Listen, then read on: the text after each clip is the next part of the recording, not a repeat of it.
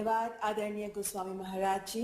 और मैं माननीय प्रधानमंत्री जी से विनयपूर्ण आग्रह करती हूँ कि कृपया रिमोट का बटन दबाकर भक्तिवेदांत स्वामी प्रभुपाद की 125वीं जयंती के अवसर पर 125 रुपए का स्मारक सिक्का जारी करें।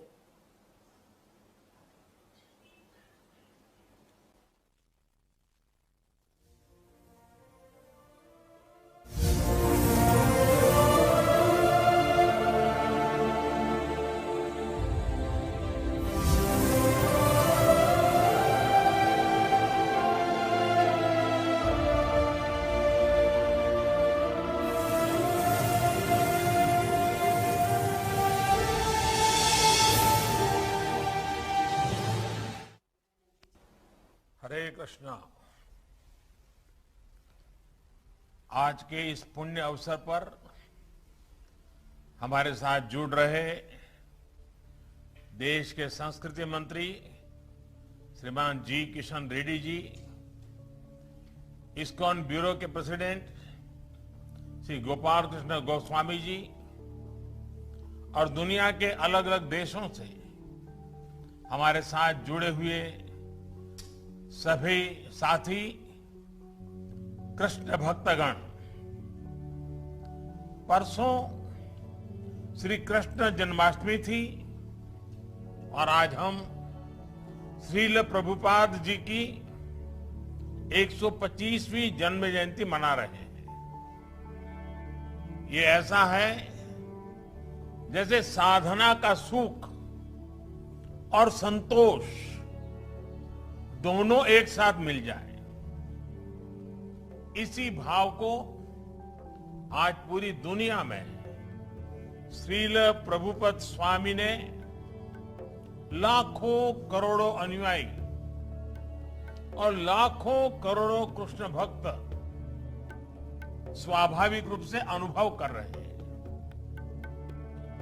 मैं सामने स्क्रीन पर अलग अलग देशों से आप सब साधकों को देख रहा हूं। ऐसा लग रहा है जैसे लाखों मन एक भावना से बंधे हो, लाखों शरीर एक कॉमन कॉन्शियसनेस से जुड़े हुए हो। ये वो कृष्ण कॉन्शियसनेस है जिसकी अलग प्रभुपाद स्वामी जी ने पूरी दुनिया तक पहुंचाई। साथियों, हम सब जानते हैं कि प्रभुपाद स्वामी एक अलौकिक कृष्ण भक्त तो थे ही, साथ ही वो एक महान भारत भक्त भी थे। उन्होंने देश के स्वतंत्रता संग्राम में संघर्ष किया था। उन्होंने असहयोग आंदोलन के समर्थन में स्कॉटिश कॉलेज से अपना डिप्लोमा तक लेने से मना कर दिया था। आज ये सुखद संयोग है कि देश ऐसे महान देशभक्त का 125वां जन्मदिन एक ऐसे समय में हो रहा है जब भारत अपनी आजादी के 75 साल का पर्व अमृत महोत्सव मना रहा है। श्रील प्रभुपाद स्वामी हमेशा कहते थे कि वो दुनिया के देशों में इसलिए भ्रमण कर रहे हैं क्योंकि वो भारत की सबसे अमूल्य निधि दुनिया को देना चाहते हैं। भारत का जो ज्ञान विज्ञान है, हमारी जो जीवन संस्कृति और परंपराएं हैं, उसकी भावना रही है अथभूत दयाम प्रति, अर्थात जीव मात्र के लिए, जीव मात्र के कल्याण के लिए। हमारे अनुष्ठानों का भी अंतिम मंत्र यही होता है, इदम न मम, यानी ये मेरा नहीं, ये अखिल ब्रह्मांड के लिए है, संपूर्ण सृष्टि के हित के लिए है। और इसलिए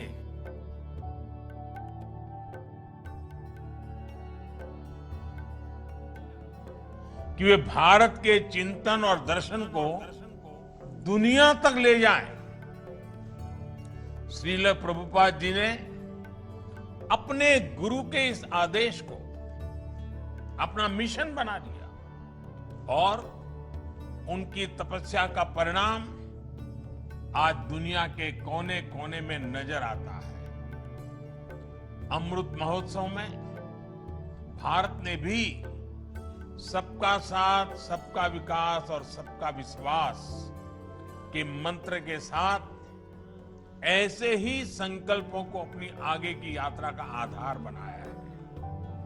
हमारे इन संकल्पों के केंद्र में, हमारे इन लक्ष्यों के मूल में भी वैश्विक कल्याण की ही भावना है और आप सभी इसके साक्षी हैं कि इन संकल्पों की पूर्ति के लिए सबका प्रयास कितना आवश्यक है।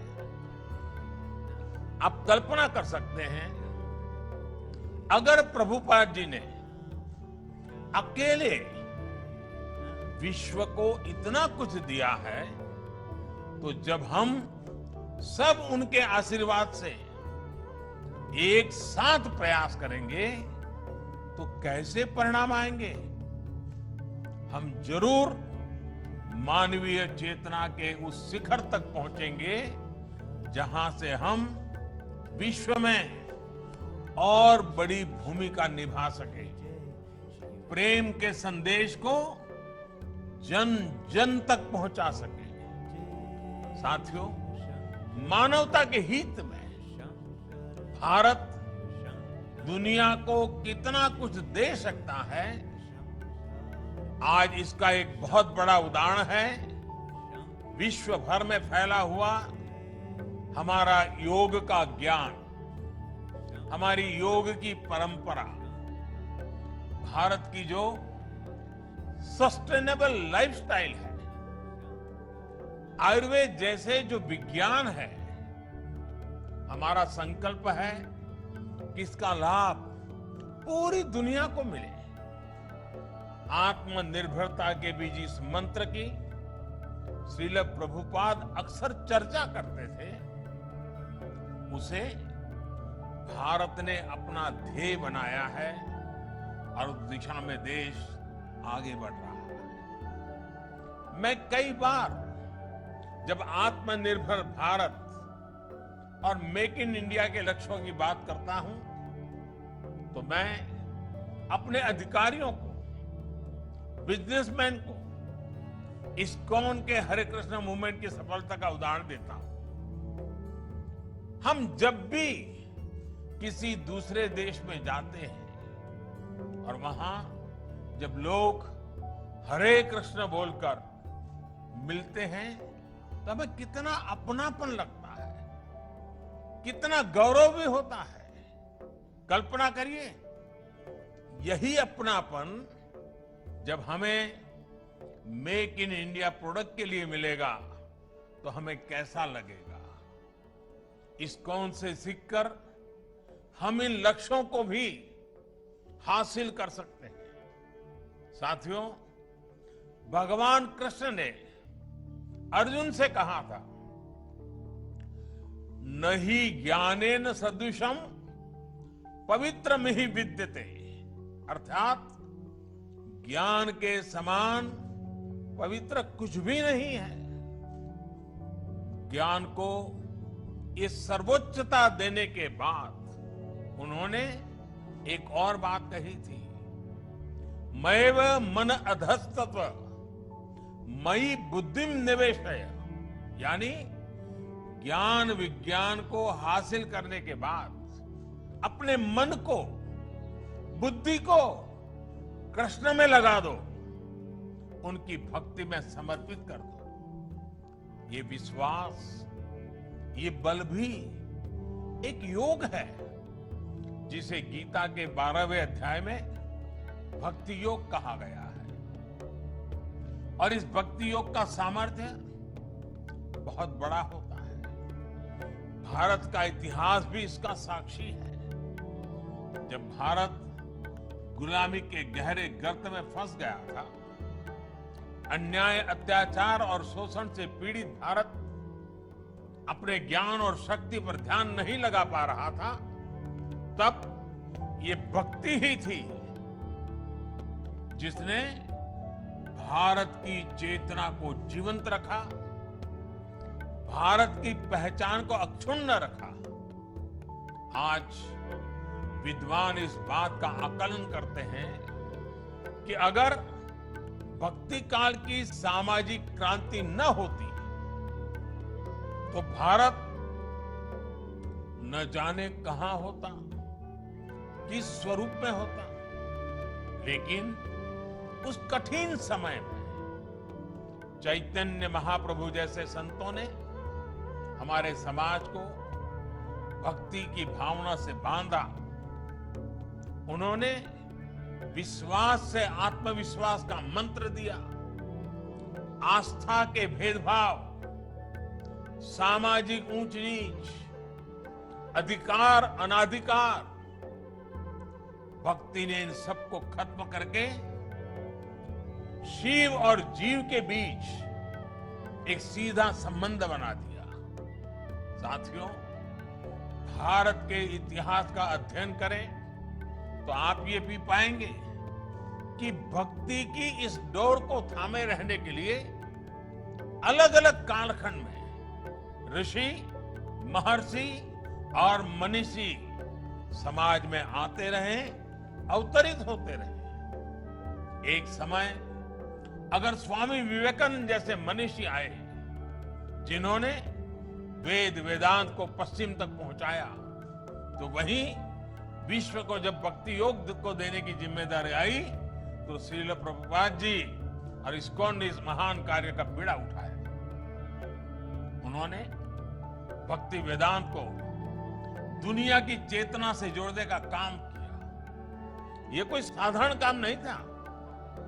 उन्होंने करीब 70 साल की उस उम्र में इस्कॉन जैसा वैश्विक मिशन शुरू किया, जब लोग अपने जीवन का दायरा और सक्रियता कम करने लगते हैं। ये हमारे समाज के लिए और हर व्यक्ति के लिए एक बड़ी प्रेरणा है।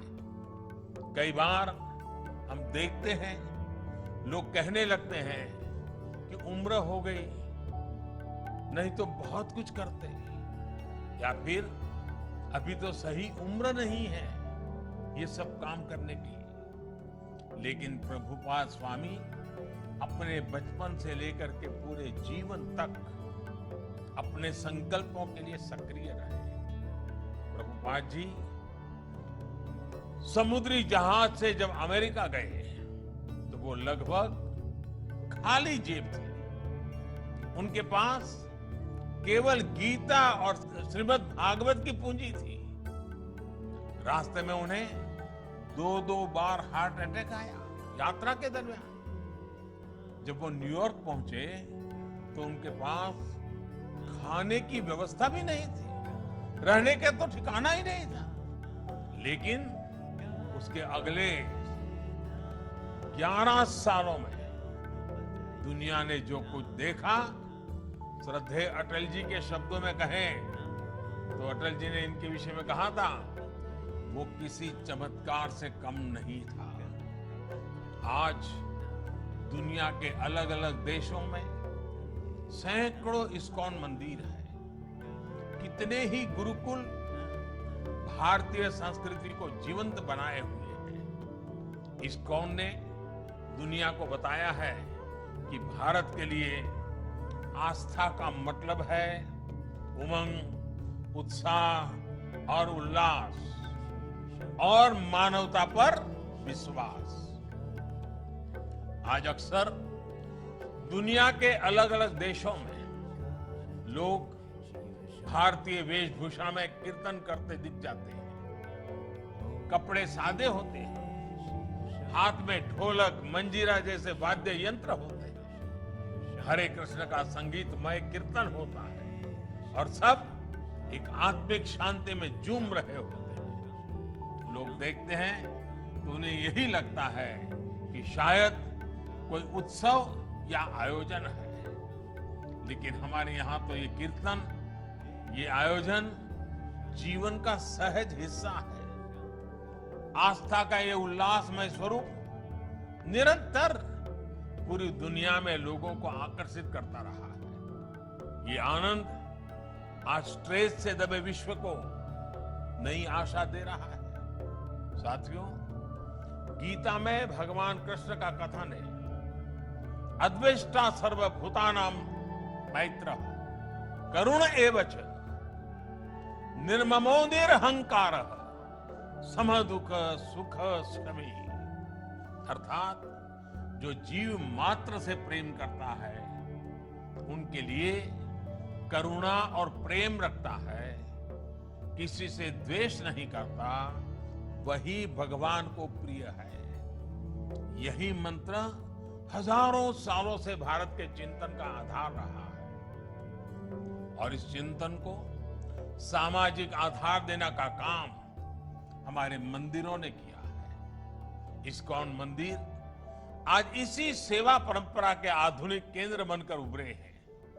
मुझे याद है जब कच्छ में भूकंप आया था तो किस तरह इस्कॉन ने लोगों की सेवा के लिए आगे बढ़कर काम किया था। जब भी देश में कोई आपदा आई है, चाहे वो उत्तराखंड की त्रासदी हो या उड़ीसा और बंगाल में साइक्लोन की तबाही, इस्कॉन ने समाज का संबल बनने का काम किया है। कोरोना महामारी में भी आप करोड़ों मरीजों, उनके परिजनों और प्रवासियों के लिए लगातार भोजन और दूसरी जरूरतों की व्यवस्था करते आ रहे हैं। महामारी के अलावा भी लाखों गरीबों के भोजन और सेवा का अनवरत अभियान आपके माध्यम से चलता रहा था। जिस तरह से इस्कॉन ने कोविड मरीजों के लिए अस्पताल बनाए और अब वैक्सीन अभियान में भी सहभागिता निभा रहे हैं, उसकी भी जानकारी मुझे लगातार मिलती रहती है। मैं इस्कॉन को, इससे जुड़े सभी भक्तों को आपके इस सेवा यज्ञ के लिए बहुत बहुत शुभकामनाएं देता हूं। साथियों, आज आप सत्य, सेवा और साधना के मंत्र के साथ न केवल कृष्ण सेवा कर रहे हैं, बल्कि पूरी दुनिया में भारतीय आदर्शों और संस्कारों के ब्रांड एम्बेसडर की भी भूमिका निभा रहे हैं। भारत का शाश्वत संस्कार है सर्वे भवन्तु सुखिनः, सर्वे सन्तु निरामया। यही विचार इस्कॉन के जरिए आज आप सभी का, लाखों करोड़ों लोगों का संकल्प बन चुका है। ईश्वर के प्रति प्रेम और जीव मात्र में ईश्वर के दर्शन, यही इस संकल्प की सिद्धि का मार्ग है। विभूति योग अध्याय में भगवान ने बताया है, हमें विश्वास है कि वासुदेवः सर्वम का ये मंत्र हम अपने जीवन में भी उतारेंगे और मानव मात्र को भी इस एकता की अनुभूति कराएंगे। इसी भावना के साथ आप सभी का बहुत बहुत धन्यवाद। हरे कृष्ण। बहुत बहुत धन्यवाद माननीय प्रधानमंत्री जी, आपके सुवचनों के लिए हार्दिक आभार, हृदय से साधुवाद। हम माननीय प्रधानमंत्री जी, माननीय केंद्रीय संस्कृति मंत्री आदरणीय श्री गोपाल कृष्ण गोस्वामी महाराज और विश्व भर से हमारे साथ जुड़े अतिथिगण और भक्तगण का धन्यवाद करते हैं। नमस्कार।